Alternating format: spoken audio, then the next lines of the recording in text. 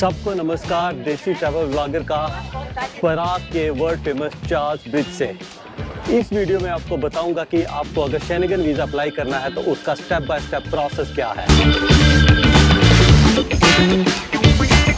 Video को मैंने दो पार्ट्स पे डिवाइड किया है और फर्स्ट पार्ट में एक्सप्लेन करूंगा की इंफॉर्मेशन और क्वेश्चंस जो कि ज़रूरी है आपको जानने के लिए अगर आप शेनेगन वीज़ा अप्लाई कर रहे हैं। तो वीडियो के दूसरे पार्ट पे एक्सप्लेन करूंगा कि डॉक्यूमेंट्स कौन कौन से चाहिए, वीज़ा फॉर्म कैसे फिल करना है, अपॉइंटमेंट कैसे बुक करनी है, अपॉइंटमेंट कैसे अटेंड करनी है और different ways to collect your passport once your visa arrive.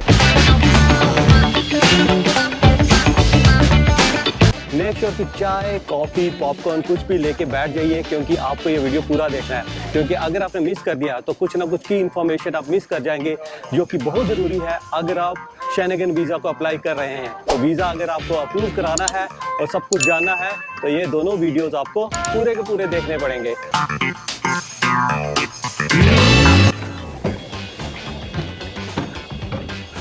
इसके अलावा आपके हर एक क्वेश्चन के आंसर देने की कोशिश करूंगा जो कि कभी मेरे मन में थे while applying for Schengen visa.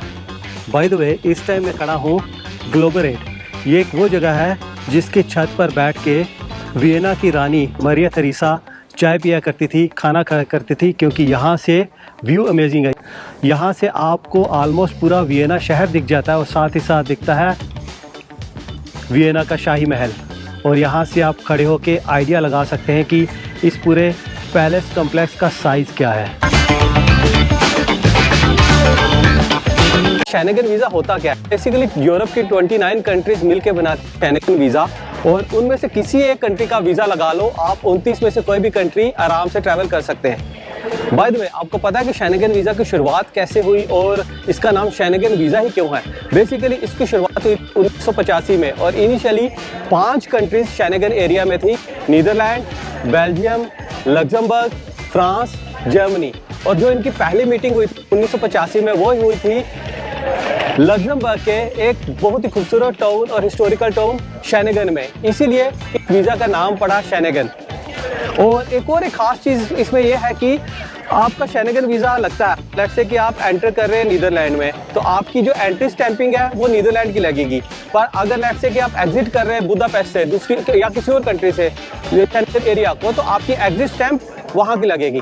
By the way, इस टाइम खड़ा हूँ बुदापेस्ट के बहुत ही खूबसूरत चर्च सेंट स्टीवन बेसिलिका और आगे के वीडियो के लिए चलते हैं नीदरलैंड के बहुत ही खूबसूरत village गीथॉन।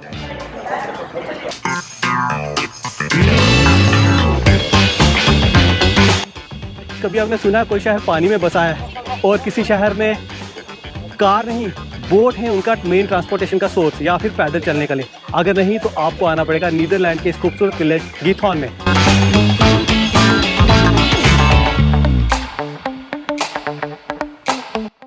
Coming back to the topic कि किस कंट्री का वीज़ा अप्लाई करना चाहिए। एज अ सेड अर्लियर कि शेनेगन में 29 कंट्रीज आती हैं, तो अगर आप एक कंट्री को उसमें विजिट कर रहे हैं तो आपको उसी कंट्री का वीज़ा अप्लाई करना है। That's very simple.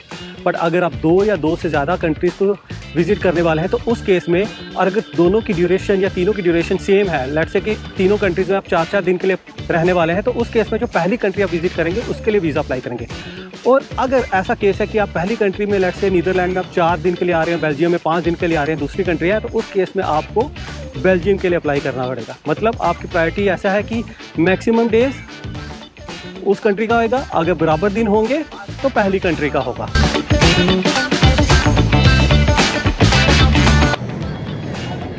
तो भाई साहब, अब क्वेश्चन आता है कि कितने दिन का वीज़ा अप्लाई करना चाहिए। या आंसर बिल्कुल सिंपल है, जितने दिन की आपकी आइटनरी हो आप उतने ही दिन का वीज़ा अप्लाई करें।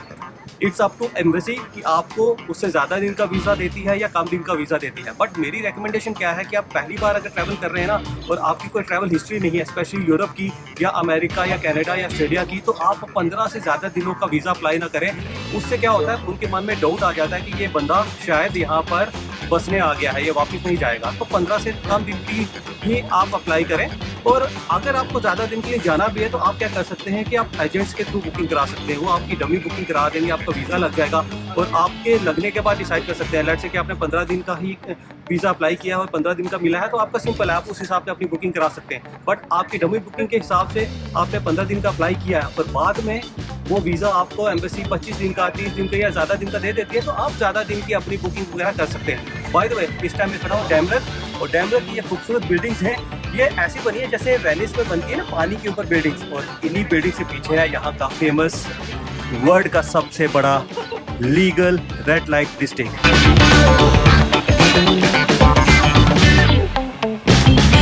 नेक्स्ट वेरी इंपॉर्टेंट क्वेश्चन कि यार वीज़ा में टाइम कितना लगता है। यार ऑन एन एवरेज जो इनकी वेबसाइट में भी लिखा है ना, वो बोलते हैं कि 15 दिन में आपका वीज़ा आ जाता है, 15 working days excluding Saturdays and Sundays. और मेरा पर्सनली वीज़ा आया था 9 दिन में नीदरलैंड का, जबकि मेरी अच्छी खासी ट्रैवल हिस्ट्री है।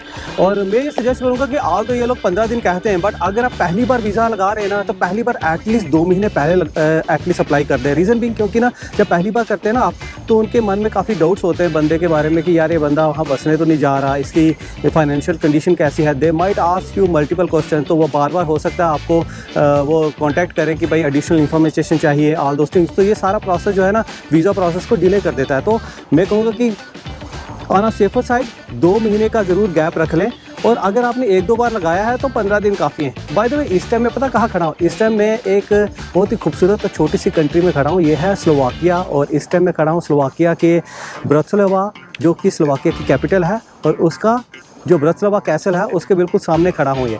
तो ये जो कंट्री है ना, ये इंडियंस बहुत कम जाते हैं, बट मैं सजेस्ट करूँगा कि अगर आप वियना या फिर बुदापेस्ट आते हैं ना, तो वियना से ये 1 घंटे के डिस्टेंस में है और बुदापेस्ट से 2 घंटे हैं। तो आप ईज़िली यार एक दिन में, छोटी सी सिटी है, ईज़िली आप एक दिन में 5 से 10 हज़ार रुपये एक्स्ट्रा स्पेंड करके ना एक नई कंट्री देख लेंगे। सो भाई साहब, बहुत सारे लोगों के मन में क्वेश्चन होता है कि शेंगन वीज़ा के लिए ट्रैवल हिस्ट्री इंपॉर्टेंट है या नहीं। तो आंसर है बिल्कुल नहीं, क्योंकि अगर होता ना तो यार किसी का पहली बार में वीज़ा ही नहीं लगता। बट क्या है ना कि अगर आपकी ट्रैवल हिस्ट्री है तो उसका एक थोड़ा बहुत एडवांटेज ज़रूर है, क्योंकि आपकी एक हिस्ट्री बन जाती है, जिससे इन लोगों को जो वीज़ा अथॉरिटी लोग हैं उनको एक कॉन्फिडेंस आ जाता है कि यार ये बंदा जेन्युइन है, उससे पहले भी ट्रैवल किया हुआ है और ये घूम फिर के वापस चला जाएगा। तो इसलिए मेरी सजेशन है कि आप अगर पॉसिबल हो तो इंडिया से वीज़ा फ्री कंट्रीज़ जैसे थाईलैंड होगी, इंडोनेशिया होगी, हांगकॉन्ग होगी, सिंगापुर होगी, मलेशिया होगी, इन कंट्रीज़ पर ट्रैवल कर लें।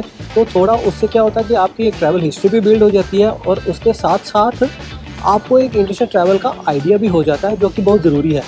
मैं इस टाइम खड़ा हूँ एक ऐसे स्टेशन में जहाँ से ट्रेन जाती है समुंदर के रास्ते लंदन से यूरोप, मतलब ब्रुसेल, एम्स्टर्डम, फ्रांस, जर्मनी के लिए। अरे यार, वही स्टेशन जहाँ से हमारे राज और सिमरन लंदन से ट्रेन लेके यूरोप गए थे, याद आया कि नहीं? DDLJ यार, एपिक मूवी, एपिक सीन। अब बात करते हैं कि वीज़ा फ़ी कितनी है। यार इंडिया से ना अडल्ट की वीज़ा फ़ी है 90 यूरो और चाइल्ड की है 45 यूरो। और यहाँ पराग के ओल्ड टाउन स्क्वायर जैसी जगह देखने के लिए इतनी फ़ी तो बनती है। इसके अलावा VFS की अपनी फ़ी होती है, वो सेंटर की अलग अलग होती है, किसी सेंटर की ज़्यादा होगी, किसी सेंटर की कम होगी। ऑन एवरेज 1000 से 1200 रुपये इंडियन करेंसी में वो अपनी फ़ी लेंगे।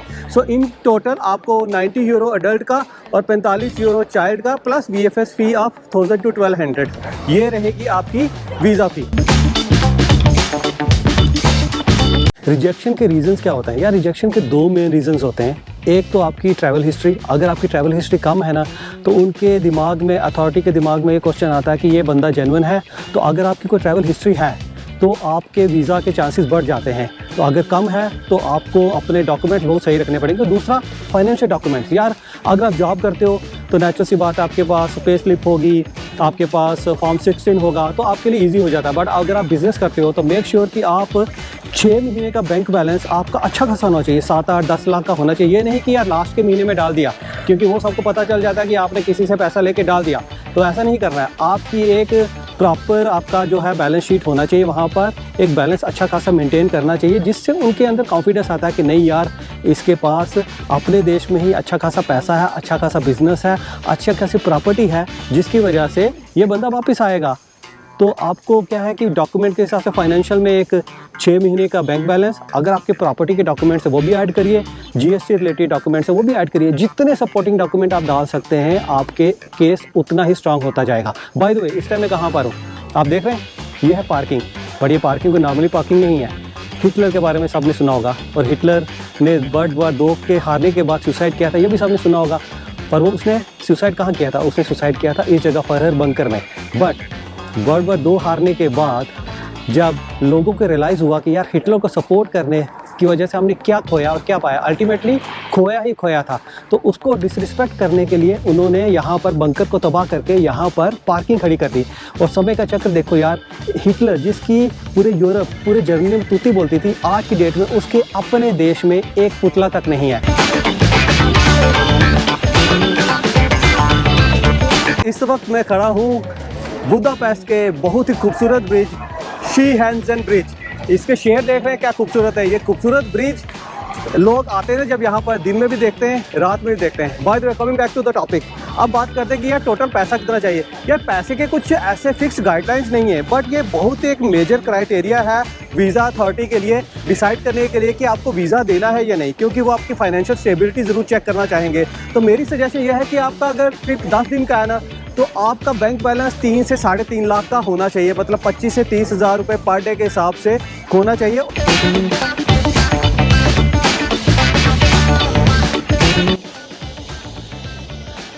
तो गाइस, ये थी सारी इन्फॉर्मेशन जो कि आपके लिए जानना बहुत ज़रूरी है अगर आप शेंगेन वीज़ा अप्लाई कर रहे हैं। तो नेक्स्ट वीडियो में आपको बताऊंगा कि वीज़ा का प्रोसेस क्या है, फॉर्म कैसे फिल करना है, वीज़ा एप्लीकेशन प्रोसेस क्या है, वीज़ा पॉइंट कैसे बुक करनी है और पासपोर्ट कैसे कलेक्ट करनी है। ये सब कुछ आपको मैं नेक्स्ट वीडियो में बताऊंगा। बट उससे पहले आपको पता है कि मैं इस टाइम खड़ा कहाँ हूँ। मैं खड़ा हूँ इस टाइम एम्स्टरडैम के म्यूज़ियम स्क्वायर में, जहाँ पर एम्स्टरडैम के सम ऑफ द बेस्ट म्यूज़ियम्स हैं। और मेरे पीछे ऐसे ही एक म्यूज़ियम है जो मैं देख के आया हूँ, वो है रिक्स म्यूज़ियम।